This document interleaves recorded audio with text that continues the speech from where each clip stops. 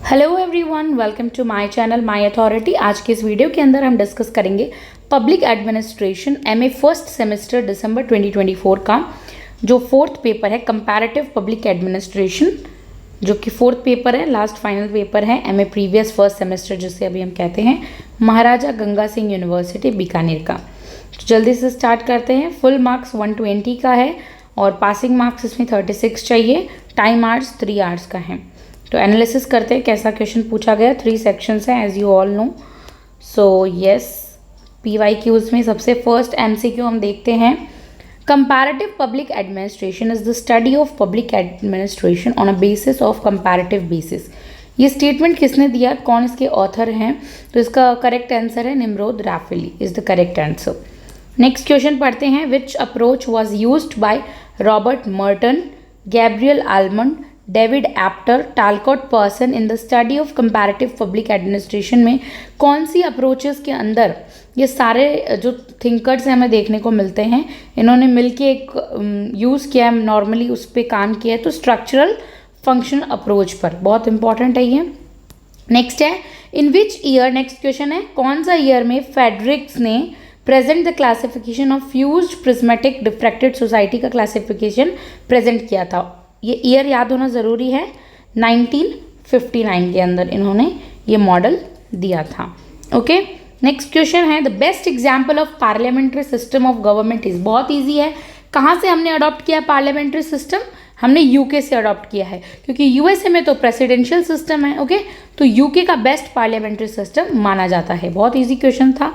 Next हम चलते हैं। In which country do government employees have the right to strike. कौन से कंट्री में गवर्नमेंट एम्प्लॉय को, कोई भी गवर्नमेंट एम्प्लॉय हो, सिविल सर्वेंट हो, उनको स्ट्राइक करने का अधिकार है? तो ये है फ्रांस में।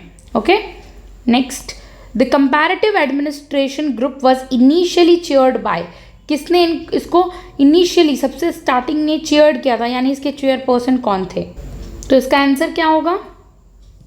FW rigs.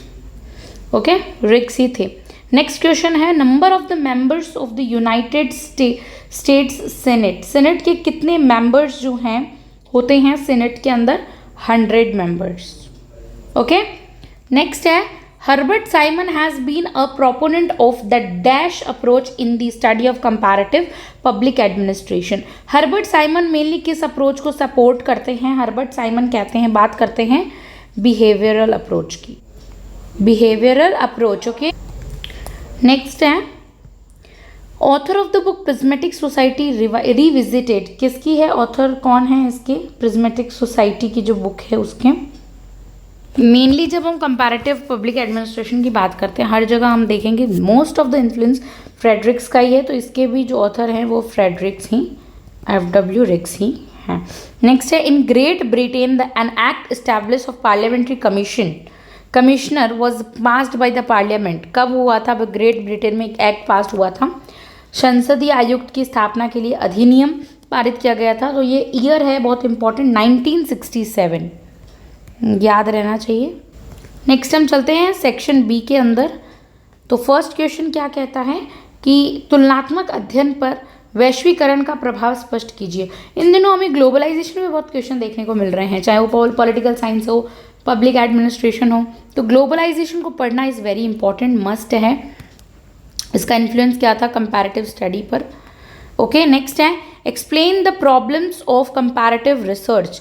कंपैरेटिव जब हम रिसर्च करते हैं हर देशों की, तो उसमें प्रॉब्लम मेनली क्या फेस करनी पड़ती है?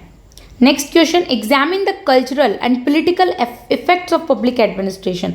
पब्लिक एडमिनिस्ट्रेशन के ऊपर, लोक प्रशासन पर सांस्कृतिक और राजनीतिक प्रभावों का परीक्षण कीजिए। Next question examine the utility of system approach for the study of comparative public administration. यानी तुलनात्मक लोक प्रशासन के अध्ययन के लिए व्यवस्था उपागम का परीक्षण करना है। व्यवस्था उपागम किसने दिया है? और सिस्टम अप्रोच मेनली हम देखते हैं पॉलिटिकल साइंस में डेविड ईस्टन को पढ़ते हैं हम। ओके, यहाँ पब्लिक एडमिनिस्ट्रेशन के पर्सपेक्टिव में पढ़ना है। देखिए बहुत इंपॉर्टेंट यूनिट के अंदर the discuss the characteristics of sala model.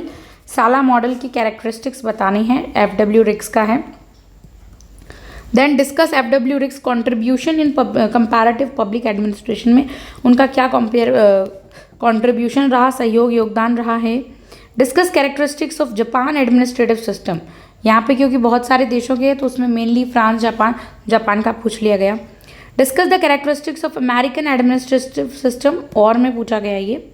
Next, write an essay on Ecole Nationale de administration, INSP, okay, France का है ये। Next, describe Whitleyism in UK, and फिर सेक्शन C जो लेंथीएस्ट क्वेश्चंस वाला section है, discuss the meaning, nature and significance of comparative public administration, के significance बताने हैं, नेचर, सिग्निफिकेंस, सब कुछ।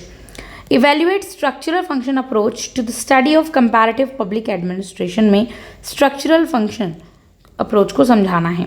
नेक्स्ट, पिछले साल भी क्वेश्चन आया था, बहुत इंपॉर्टेंट है ये क्वेश्चन वैसे। Explain FW Riggs fused prismatic diffracted model. Then describe feature of administrative system of UK के एडमिनिस्ट्रेटिव सिस्टम को डिटेल से समझाना है। And write an essay on parliamentary commissioner in UK, क्या है पार्लियामेंट्री कमिश्नर UK के अंदर, उसे समझाना है। तो इसी के साथ हमने पब्लिक एडमिनिस्ट्रेशन का, कंपैरेटिव पब्लिक एडमिनिस्ट्रेशन का पेपर डिस्कस किया MGSU का। So this is a kind of कि आप PYQ जब पढ़ें तो आपको पता चल जाए इस तरह से क्वेश्चन पेपर बनते हैं। फर्स्ट इस बार सेमेस्टर इस बार ही लागू हैं। तो इसी के साथ हमने चारों पेपर डिस्कस किए हैं। प्लेलिस्ट में आपको चारों पेपर मिल जाएंगे। Thank you so much for watching this video.